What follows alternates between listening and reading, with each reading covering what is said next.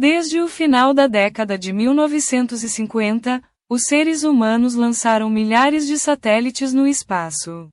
Os rockets colocam satélites em órbita, onde permanecem seguindo uma rota elíptica ao redor da Terra. Eles giram em nós em velocidades incríveis por vários anos e realizam missões muito precisas. Por exemplo, fotografe a Terra para obter previsões climáticas. Transmitir sinais de telefone, televisão e rádio entre dois lugares na Terra. Ou, no caso de satélites militares, espionam outros países. Eles são controlados da Terra e estão equipados com computadores, câmeras e sensores. Combustível, baterias e painéis solares fornecem a energia necessária para cumprir suas missões. Alguns estragam e outros param de trabalhar quando ficarem sem energia. Eles se tornam orbitais, circulando ao redor da Terra a mais de 27 km por hora. Às vezes, eles colidem com outros objetos, criando milhares de pequenos fragmentos. Quase 1 milhão de objetos que medem mais de 1,5 cm foram contados. Receber o impacto de algum resíduo orbital é uma ameaça constante a todos os nossos satélites e pode levar nossa sociedade aos tempos anteriores se algo for feito para evitá-lo. O problema começou 60 anos atrás. No final da década de 1950, a humanidade percebeu que o futuro da Terra depende do espaço. Durante a Guerra Fria, a União Soviética iniciou a corrida espacial quando lançou o Sputnik, o primeiro satélite do mundo. No Centro Nacional de Estudos do Espaço, na França, o cientista espacial Christophe Bonal lembra a origem do problema. O problema do lixo orbital começou na época do primeiro lançamento, em 4 de outubro de 1957, quando o Sputnik Unotra, 21 dia foi lançado, o Sputnik parou de funcionar.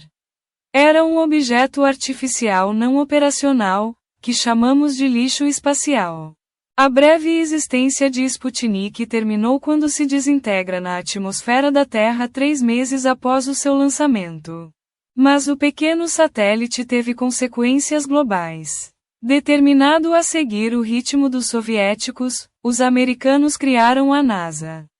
O avanço dos soviéticos foi extremamente importante para as astronautics. Os soviéticos foram os pioneiros em tudo, como o primeiro satélite ou a primeira pessoa no espaço.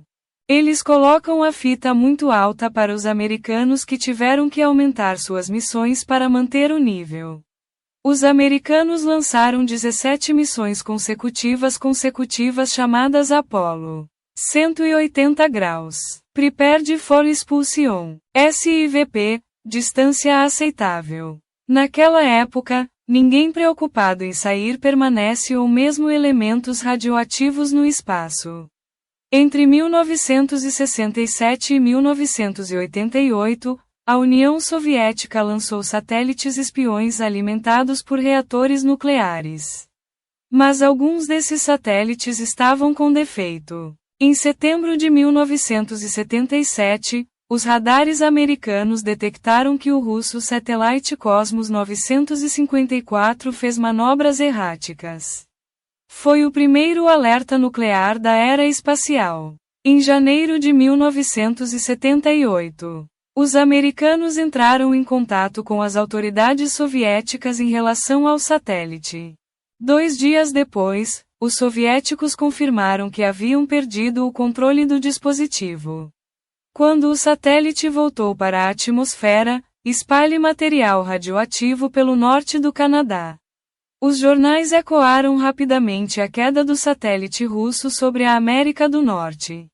Naquele ambiente da Guerra Fria, ficou claro, rapidamente, que o desperdício espacial era um perigo potencial para a Terra da Terra. Mas esse não era o único perigo. O lançamento dos satélites também cria resíduos. Cada foguete lançado deixou lixo em órbita. Os antigos satélites ficaram lá em cima e foi isso que nos levou à situação atual. Durante os anos da corrida espacial, os satélites não foram os únicos objetos colocados em órbita. Rudigerien, um engenheiro da Agência Espacial Europeia, analisou o lixo orbital criado pelos lançamentos de foguetes. Quando jogamos um satélite, a primeira fase do foguete fornece energia suficiente para atingir os 10 km de altitude e depois cai no oceano. A última fase coloca o satélite em órbita, mas também permanece em órbita e se torna lixo. As fases superiores de um foguete, ao lado dos depósitos de combustível e do nariz do foguete, permanecem em órbita sistematicamente. Durante os últimos 16 anos, muitos desses restos se acumularam, outros se desintegraram. A cientista espacial Noélia Sanches Ortiz, em colaboração com a Agência Espacial Europeia, analisa as circunstâncias e o destino do lixo orbital.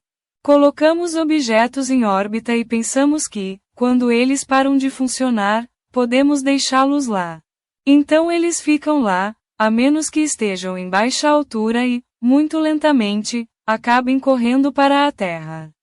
Em baixa altitude, os restos se movem aos 20 km por hora, mas a atmosfera terrestre os está frenando e quando caem na Terra, eles geralmente se desintegram. As moléculas de ar são compactadas pela velocidade desses restos, que gera calor e, em muitos casos, combustão, tornando esses fragmentos destruídos. Durante o dia, você não vê muito, mas durante a noite esses restos ardentes parecem estrelas fugazes. Os problemas aumentam quando eles não se desintegram completamente na atmosfera. Em 1997, o tanque de combustível de um foguete Delta II, que pesava 250 quilos, caiu perto de Georgetown, no Texas. Em 2001, a terceira fase de um foguete Delta II pousou 240 quilômetros da capital da Arábia Saudita, Riad. Em 2011, o morro de um foguete de Soyuz foi encontrado em Martinica e em 2013, vários depósitos de titânio apareceram no jardim de um eletricista no Texas. Até agora, ninguém morreu, mas é uma questão de tempo. Em setembro de 2016, a segunda fase de um foguete Falcon 9 colidiu com um edifício em uma pequena ilha perto de Java. Parece que às vezes o céu cai em nossas cabeças. Como o lixo espacial representa uma ameaça à população da Terra, ele já foi catalogado e seu risco avaliado. Calculamos que existem 10 a 20 mil objetos em órbita. Apenas uma pequena porcentagem desses objetos cai na Terra. A maioria deles fica lá porque não há força que os faça cair. E eles ficarão lá por um longo tempo. Como todos os lançamentos de foguetes são monitorados, é relativamente fácil saber o que circula em nossas cabeças. Todos os satélites e resíduos representam uma massa de 7.500 toneladas, equivalente à massa da Torre Eiffel. Na enorme extensão do espaço, o equivalente à Torre Eiffel, dividido em pequenos fragmentos, é como uma nuvem de poeira. Então, para obter uma boa visualização, temos que ampliá-los. Nos arredores do nosso planeta, temos uma mistura de satélites operacionais cercados por lixo em movimento. No entanto, esse raio extra está bem organizado. Os satélites usam 3 órbitas diferentes. O mais distante é a órbita geoestacionária, uma camada fina a 35,000 km de distância. Os satélites nessa órbita são constantemente mantidos no mesmo ponto no Equador e são usados para telecomunicações, como links para transmissões de telefone e televisão e transmissões de televisão. Os satélites mantêm uma distância um do outro a cerca de 64 km. O espaço disponível é muito valioso, então você deve remover os satélites quando sua vida útil terminar. Suas últimas reservas de combustível são usadas para sair da órbita e colocar em outra área. O satélite se afasta da Terra para uma órbita que é como um cemitério para não interferir em nada. Abaixo da órbita da Geostation, há a órbita média, localizada entre 1.935,000 km de altitude. Esta enorme área é ocupada por satélites de navegação, como o GPS. Se um desses satélites parar de funcionar, ele é colocado em uma órbita intermediária, onde não interferirá com os outros. E, finalmente, a órbita mais próxima da Terra, chamada de baixa órbita terrestre, localizada abaixo dos 1.900 km de altitude. Nessa área é onde a exploração espacial dos últimos 60 anos deixou a maior quantidade de restos mortais. E a única maneira de se livrar desses restos é enviá-los para a atmosfera da Terra para se desintegrar. Na Terra, existem várias áreas adequadas para a reentrada desses objetos e tem pouco risco porque estão tão longe das populações.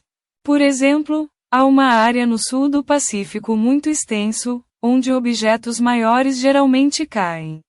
Se o satélite ainda tiver combustível, é possível controlar seus movimentos nas 3 órbitas terrestres, desde que funcionem. Mas alguns satélites podem estar fora de controle, apesar de terem combustível. Um dos problemas com os satélites é que, de tempos em tempos, eles estragam e não sabemos o porquê. Eles trabalham na segunda, terça e quarta-feira. Na quinta-feira, de repente eles quebram e não recebemos nenhum aviso, não há sinal de que algo dê errado. Os operadores de satélite relutam em falar sobre mau funcionamento por não perder a credibilidade. A maioria das falhas ocorre quando a natureza interfere nas medidas de segurança. Quando analisamos as causas dos problemas, encontramos causas como brilho solar. Durante as tempestades solares, nosso Sol libera enormes quantidades de energia que se dispersam por partículas eletricamente carregadas. O campo eletromagnético da Terra atua como um escudo que nos protege dessas partículas. É o que é visto na aurora polar. Mas os satélites são como patos justos, à mercê de seus efeitos.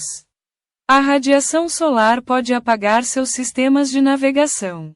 Apesar de estar protegido por um teto de alta tecnologia feito com ouro, estima-se que os brilhos solares destruam pelo menos uma dúzia de satélites todos os anos, transformando-os em lixo espacial. O espaço é um lugar vazio com resíduos que permanecem lá, em movimento. Isso causa 2 problemas muito específicos. A primeira é que, quando chegam lá, ficam por um longo tempo.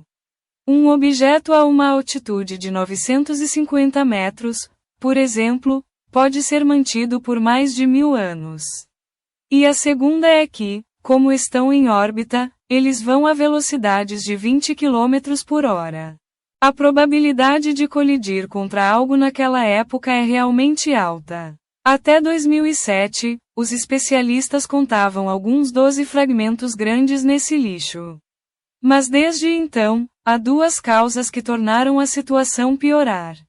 Um envolveu o russo Satellite Cosmos 2251, que começou a funcionar mal enquanto estava na baixa órbita terrestre. Os russos perderam contato com ele e não conseguiram tirá-lo de sua órbita para levá-lo à Terra. Em uma trajetória perpendicular à mesma altitude, um novo satélite americano chamado Iridium 33 estava em órbita. Obrigado por assistir ao vídeo. O impacto espalhou fragmentos em todas as direções. Cerca de 3.000 que tinham mais de 7 centímetros e vários milhares de milhares menores foram lançados no espaço, criando uma ameaça a todos os dispositivos da Terra baixa órbita. Esta colisão demonstra que um objeto de controle na órbita mais baixa é um perigo para todos os satélites operacionais. Outro evento digno da Guerra das Galáxias ocorreu quando a China decidiu destruir deliberadamente um satélite meteorológico que não estava mais em operação. Usando um míssil balístico equipado com um rastreador infravermelho e uma cabeça explosiva. Foi uma demonstração arrogante da força das autoridades chinesas sem levar em consideração as consequências. Todo mundo fala sobre este teste chinês para demonstrar que é possível forçar uma colisão. Foi feito de propósito e foi a principal causa do tipo de riscos que atualmente corremos. Como resultado desses dois eventos, em 2010, houve mais de 17 fragmentos grandes de lixo girando ao redor da Terra.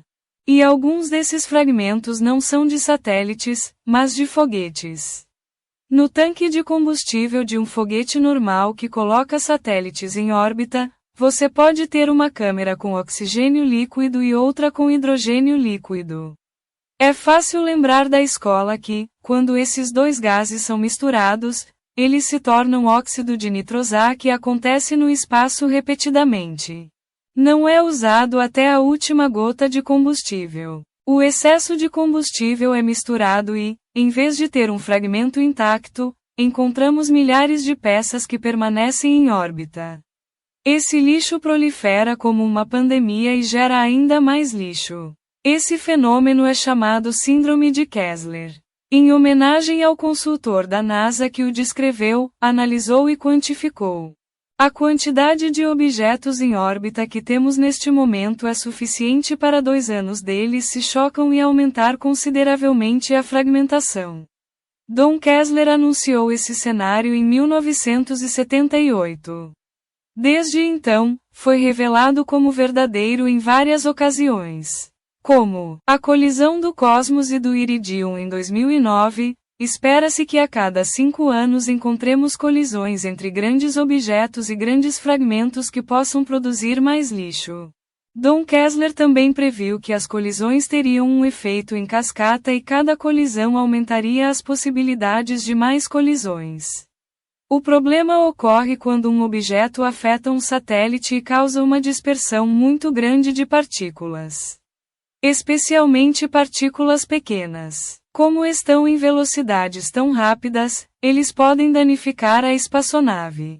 Isso, por sua vez, causa centenas de fragmentos menores que colidirão com outro satélite e o quebrarão. O que ocorre é um efeito em cascata. Em 1996, quando um fragmento de um foguete Ariane foi lançado 10 anos antes de atravessar o caminho de um satélite militar francês chamado Ceres. O golpe fez com que Ceres desestabilizasse cerca de 3 metros e estava fora de controle. E assim estende a pandemia. Satélites não operacionais e os restos dos foguetes criaram nuvens de lixo que viajam pelo planeta a 20 km por hora, criando cada vez mais lixo. Essa proliferação pode colocar em risco muitas atividades na Terra. É fácil esquecer que os satélites são fundamentais em nossas vidas diárias. Usamos nosso telefone celular para procurar um lugar, sabemos quanto tempo levará para chegar e qual é o melhor caminho para chegar. Quando estamos viajando e recebemos dinheiro de um banco, podemos usar satélites de telecomunicações para comunicar um banco nos Estados Unidos com nosso banco na Europa. É difícil imaginar a vida sem smartphones, cartões bancários ou sistemas GPS. Não poderíamos viver sem satélites. E a proliferação do lixo espacial está colocando em risco os serviços dos satélites que se diversificam constantemente. As agências espaciais precisam assumir grandes riscos toda vez que realizam um lançamento, incluindo a Agência Espacial Europeia. Se esperarmos o tempo em que tudo estiver vazio, isso implicaria que não poderíamos fazer nenhum lançamento. Portanto, mesmo que seja difícil de acreditar, estamos fazendo isso, apesar das possibilidades de colidir com alguma coisa. Se não o fizéssemos, nunca teríamos luz verde para um lançamento. O risco atual é demonstrado e calculado. As chances de perder um satélite são 5%. Uma porcentagem de risco refere-se a receber o impacto de alguns restos do lixo. Existem componentes muito complexos que podem ser quebrados, fazendo com que o satélite seja inutilizável. Mas as possibilidades de perder um satélite atingem rapidamente 10 ou 20% ao aumentar o lixo orbital. A Agência Espacial Europeia estima que o risco de colisão aumentará para 20% em 2038. Ou seja, 1 em cada 5 satélites não completará sua missão. É uma porcentagem muito alta. As agências espaciais devem procurar maneiras de superar esse campo de minas e detectar os restos mortais em órbita. Desde 1957, os Estados Unidos usam uma rede de vigilância espacial para prever quando e onde os restos espaciais entrarão na atmosfera da Terra. Eles criaram um catálogo de restos mortais que estão em órbita e o usam para determinar em qual país os objetos que entram na atmosfera pertencem. Ele também permite que a NASA seja notificada se houver um risco de interferir em seus próprios satélites. Com o tempo, quando objetos artificiais são multiplicados em órbita, esse sistema foi aprimorado e informatizado. Mas na Europa, um sistema de vigilância espacial semelhante não foi estabelecido até 40 anos depois. Em 1996, quando os restos do foguete Ariane danificaram o satélite militar Ceres, o ministro da Defesa francês implementou um sistema chamado RSRS. O sistema de registros, uma rede de vigilância espacial, é nosso sensor principal e nos permite detectar objetos em órbita entre 400 e 950 km de altitude, desde que sejam grandes o suficiente para serem detectados pelo radar. Em outras palavras, tenha o tamanho de uma lamadora. Para detectar satélites em órbita 950 km na França, mesmo em dias nublados, o sistema usa um determinado radar que faz com que os cálculos em tempo real sigam e antecipem as trajetórias de milhares de satélites. O sistema de registros foi capaz de detectar cerca de 30 satélites de espionagem dos Estados Unidos e da China que não haviam sido catalogados anteriormente. Hoje, as relações internacionais no espaço são uma mistura e uma extensão dos vividos na superfície. Em outras palavras, há tanta ajuda mútua quanto a concorrência e às vezes confrontos abertos. A França concordou em permanecer em silêncio sobre os satélites espiões, mas em troca ele teve acesso ao catálogo de lixo orbital dos Estados Unidos. Este catálogo é muito mais completo que a versão europeia, pois coleta objetos que medem apenas 10 centímetros. Conseguimos lidar com o problema de pequenos objetos, graças à colaboração entre a França e os Estados Unidos, o que até nos fornece informações de nível confidencial. Essa vigilância espacial constante é muito eficiente e permite que os satélites militares e civis evitem colisões com lixo orbital. Se houver um risco, os operadores da Terra podem mover ligeiramente os satélites para fora da órbita de colisão. Essas manobras são cada vez mais realizadas, especialmente em relação ao maior satélite de todos os tempos, a Estação Espacial Internacional. Esse satélite habitado é encontrado várias vezes por ano, ameaçado por restos de lixo espacial. Para evitar o orbital que segue uma trajetória já identificada, a estação espacial deve se desviar de seu curso. Em 2012, ele evitou um fragmento da colisão entre os satélites Iridium e Cosmos ocorreu 3 anos antes. Em 2014, a estação espacial teve que evitar o lixo do espaço em movimento 5 vezes. Essa ameaça constante tornou-se parte da vida cotidiana dos astronautas. A estação espacial fica na rota de colisão de um pequeno fragmento de lixo espacial. Eles nos informaram do chão. Eles sabem disso graças aos sistemas de radar. Para evitar o impacto, meu relógio está assobiando com um alerta. Temos que mover a estação para uma órbita superior. Para fazer isso, vamos acender os motores por 37 segundos. É a única vez que podemos perceber a sensação de aceleração enquanto estamos a bordo. De repente, não sentimos mais como se não pesarmos e a ação dos motores nos empurra de volta. Vamos começar. Avançar. Vamos lá, o jogo começa. Vamos lá, comece o jogo. Às vezes, os dados balísticos sobre esses restos não são exatos. Nesses casos, não há riscos e os astronautas são ordenados a evacuar a estação imediatamente. Ele se refugia no módulo de fuga que pode ser separado da estação e permite que os astronautas retornem à Terra.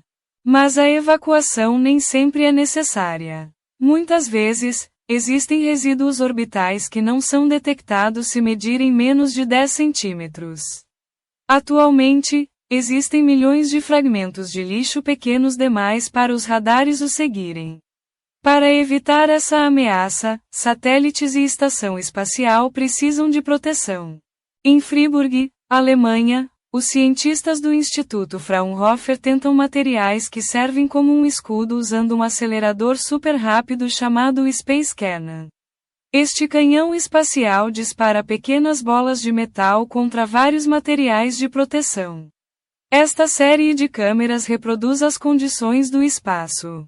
Eles estão cheios de gases leves e aceleram as bolas na mesma velocidade que o lixo orbital, 20 km por hora.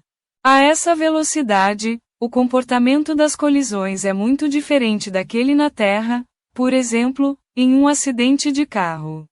Quando um carro atinge uma parede ou contra outro carro de 50 km por hora, milhares de fragmentos são deformados e criados.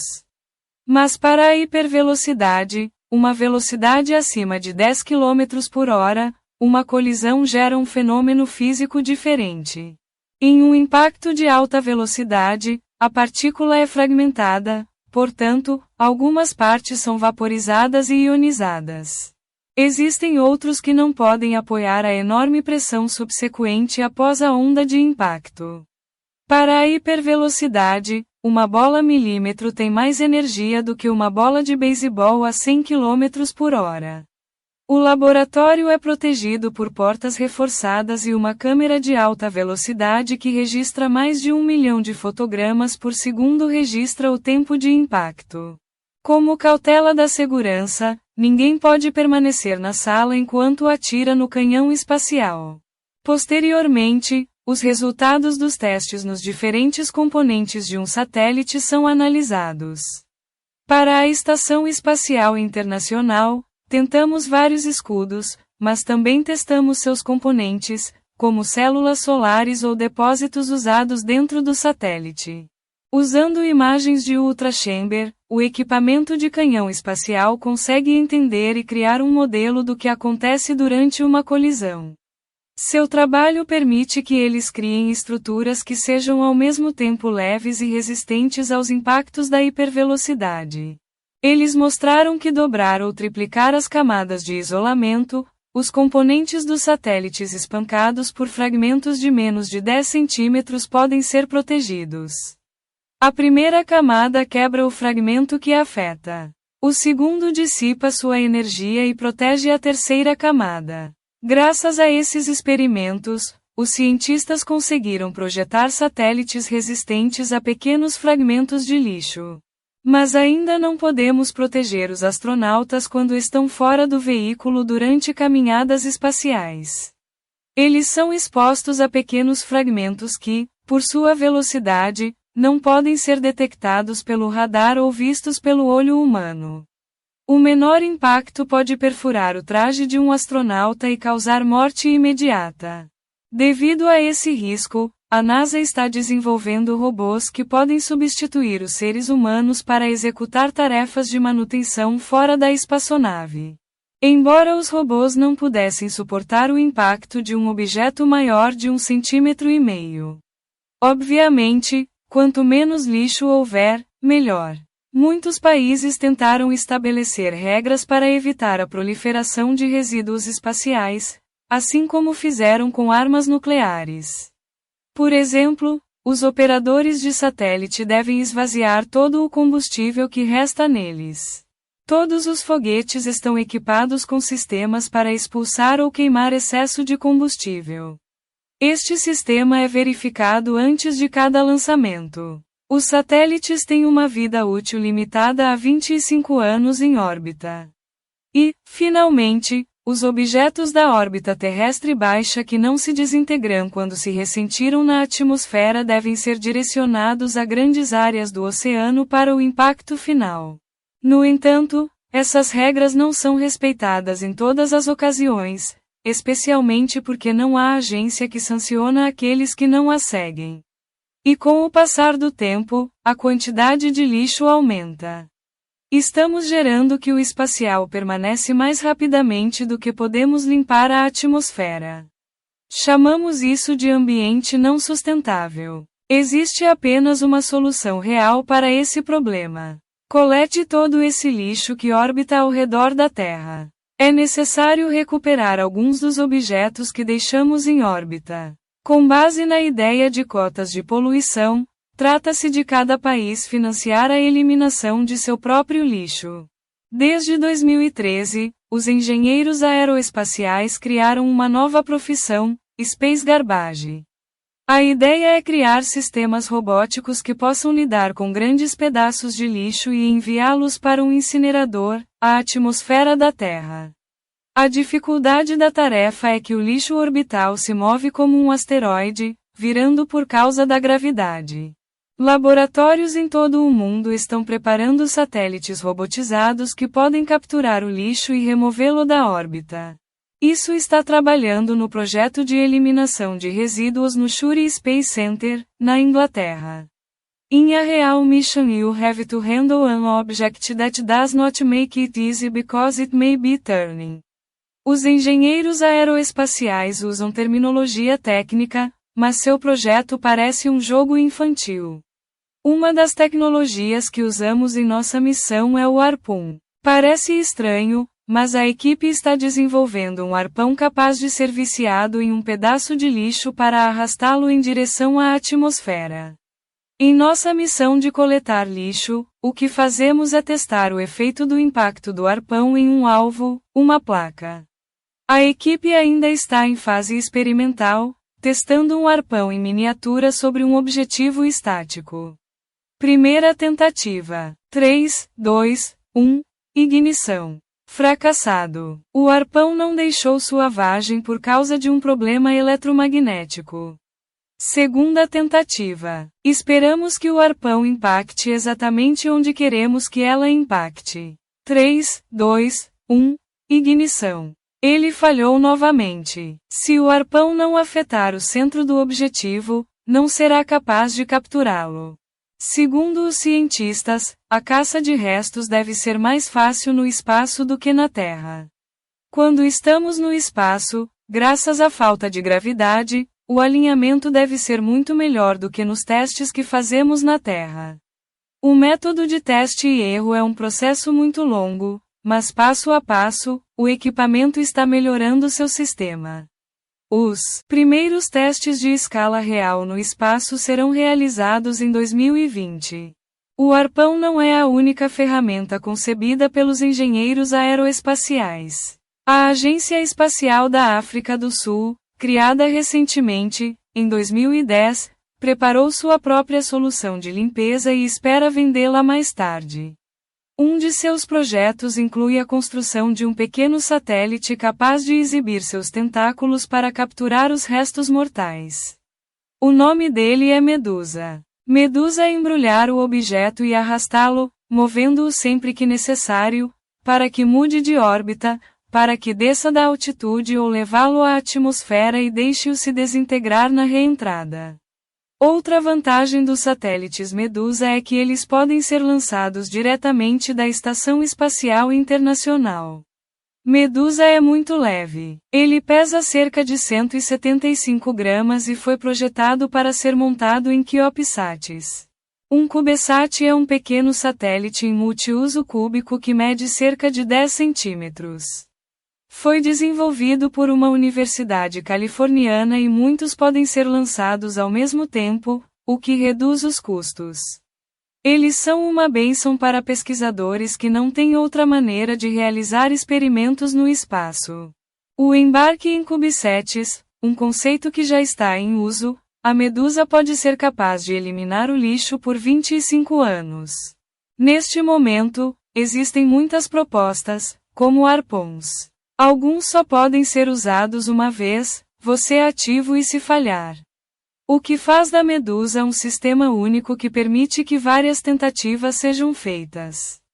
A ideia é usá-lo muitas vezes para eliminar pequenos objetivos. O inconveniente da Medusa é que ele só funciona com pequenos restos de lixo espacial. Para grandes satélites que não funcionam, é necessário usar outras ferramentas, o que abre um problema de financiamento para essas operações. Infelizmente, nenhuma dessas soluções está preparada para ser usada. Ninguém está disposto a pagar o preço alto para eliminar o lixo orbital. Quanto mais alto, mais problemas isso causará, porque qualquer dano que você sofrer criará mais lixo. O maior objeto não operacional é o Invisat, um satélite de observação do tamanho de um ônibus. Foi lançado em 2002 pela Agência Espacial Europeia. Naquela época, a agência estava tentando obter os maiores benefícios de seu investimento. Mas atualmente Rudgerian se distancia das decisões de seus antecessores. Eles queriam maximizar o benefício.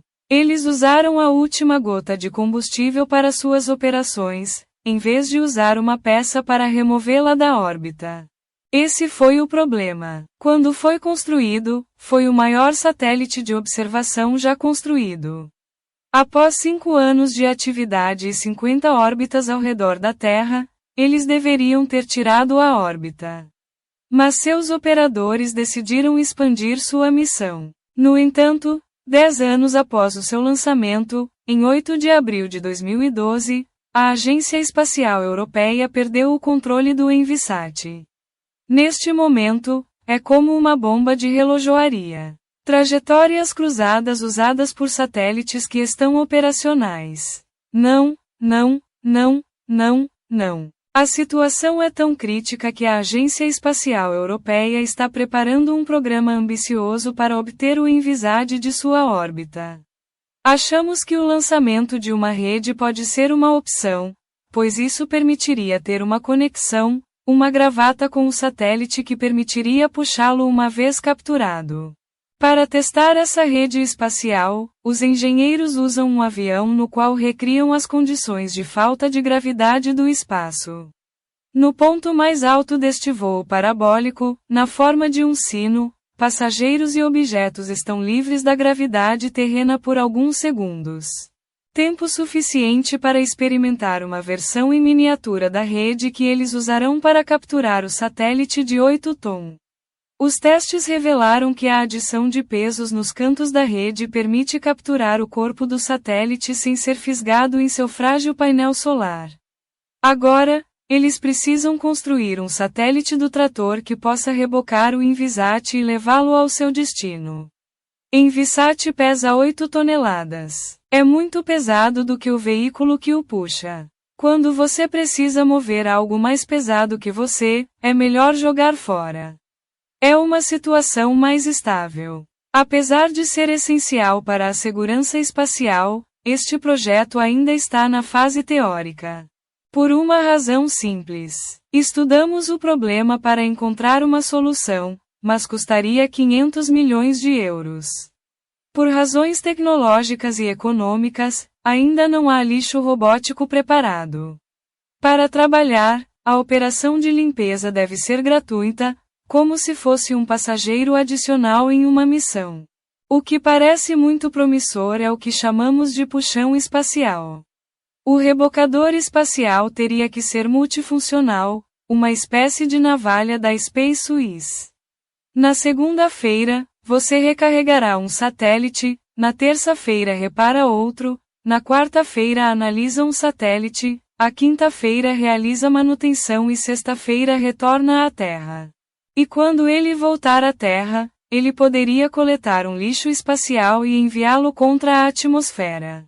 No entanto, de acordo com os engenheiros da Airbus, que estão desenvolvendo rebocadores espaciais, ainda existem problemas tecnológicos.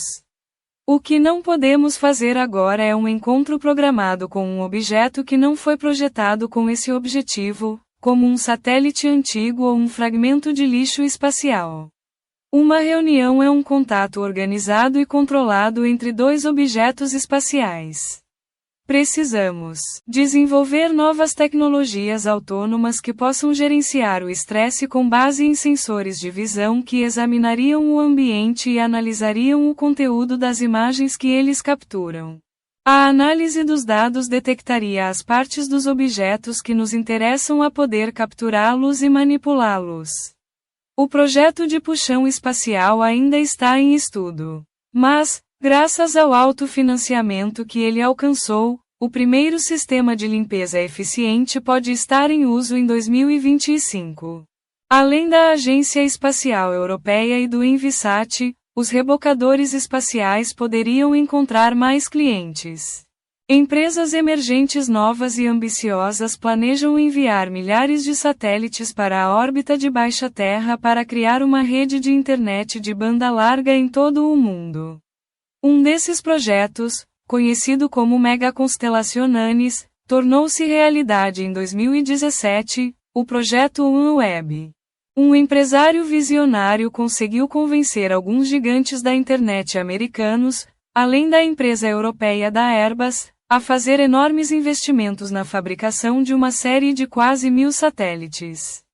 Seu objetivo, garante o acesso à internet das áreas mais remotas do planeta. A OneWeb projetou, está construindo e em breve lançará uma constelação de satélite para encerrar a lacuna digital. Fornecerá acesso de banda larga à metade do planeta. Para os 4 bilhões de pessoas que atualmente não têm esse acesso. Na constelação inicial, teremos 882 satélites. É quase o número de satélites operacionais que estão atualmente em órbita. E essa quantidade enorme é uma fonte de preocupação para os especialistas em lixo orbital. Existem projetos para os novos megaconstellations, por exemplo, a OneWeb, e não estamos falando de ter 100 satélites, mas 1.000. Boeing, SpaceX, existem muitos novos participantes no mercado que têm novas ideias e desejam lançar satélites. No final, tudo se tornará lixo espacial. É um grande problema. Para onde vai tudo isso? Os promotores desses projetos gigantescos argumentam que eles tomaram todas as precauções necessárias. Existem alguns problemas nos quais precisamos pensar com muito cuidado. Devemos criar algum tipo de ambiente normativo para que as operações de satélite sejam realizadas de maneira consistente com o uso de espaço a longo prazo.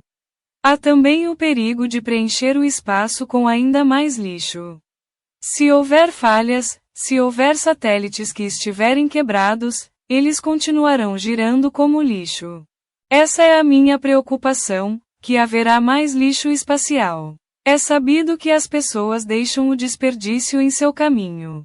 Para evitar a pandemia de lixo orbital, é urgente que haja padrões internacionais. Ainda há esperança. A maioria das pessoas envolvidas na exploração espacial está exigindo isso. Estamos preocupados com o fato de não haver organismo internacional para regular isso. Existem vários grupos pensando em regulá-lo e alguns países têm ideias diferentes sobre regulamentação. Mas ninguém está moldando essas ideias. A solução terá que vir das Nações Unidas, legislando e exigindo que as pessoas se envolvessem na limpeza do espaço. Embora esperamos que um sistema de cotas de poluição seja aplicado ao espaço, o lixo orbital é uma grande preocupação para os operadores de satélite. Embora existam poucas pessoas que estejam cientes do problema, um dia, em breve, nossas vidas podem começar a ficar descontroladas.